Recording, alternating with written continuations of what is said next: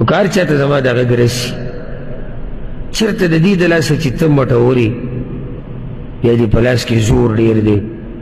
یا دې بدن طاقتور دی یا د نسب نه زورور یا دې جیداد ډېر دی چېرته په کمزورو خلکو ظلم ونه کړي چېرته زه غوسه شوی یم او زه خو به اوس خپل بدل علم نه ظلم دا ته په زورور هم نشي کولی دا ته په امزول هم نشي کولی پاتې لا چې کمزوری تان او دا کمزوري ولې خاص یادوم ځکه چې اکثر خلک ظلم د چا سره کوي هغه د کمزورو سره کوي غوسه خپله کنټرول کې ساتي او ما تاسو درس منځ کې وي چې زه به درته یو خبره ذکر کوم چې هغه دې مخې ته ورته به غوسه کنټرول کړي او په کمزوري به ظلم نه کوي خبره دا ده حدیث کې دا راځي ډېر خوندور حدیث دی امام مسلم راوړی دی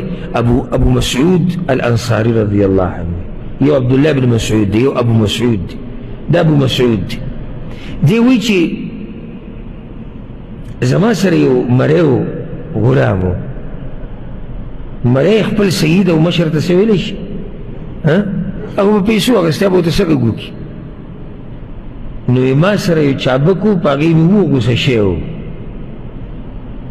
وی ما اواز واورېدو د شا نه چا راته دا ووایي چې اعلم ابا مسعود اعلم ابا مسعود ابو مسعود یاده که دا خبره په دین پرې راته وایي چې ابو مسعود یاده که دا خبره او دا اول زه خپل ځان ته هم بیا تاسو ته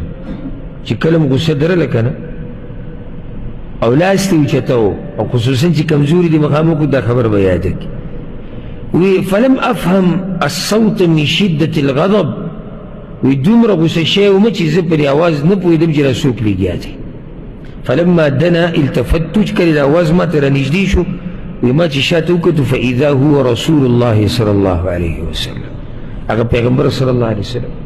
فسقط الصوت من يدي من هيبته د رسول صلی الله علیه وسلم دغه هیبت د لاسه زما د لاسه هغه چا به کولیدو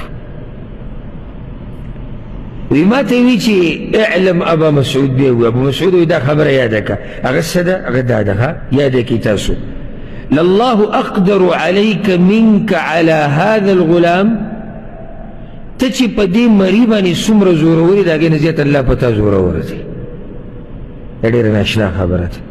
که دا ما ورته یاده کړه که نه نو چېرته به موږ چا سره زیاتې ونه کړو څومره چې ته کله دې چا سره یعنې شیطان دې راوچتی په ظلم که نه او خپلوان یا ملګري څوک دې راوچتی او راګرمۍ دي په ظلم نو دا خبره یاده که ته چې څومره په دې مخامخ سړي زورور دی نه زیات الله په تا زورور دی وی چې کله دا خبره ما ته وکړې ما چې یا رسول الله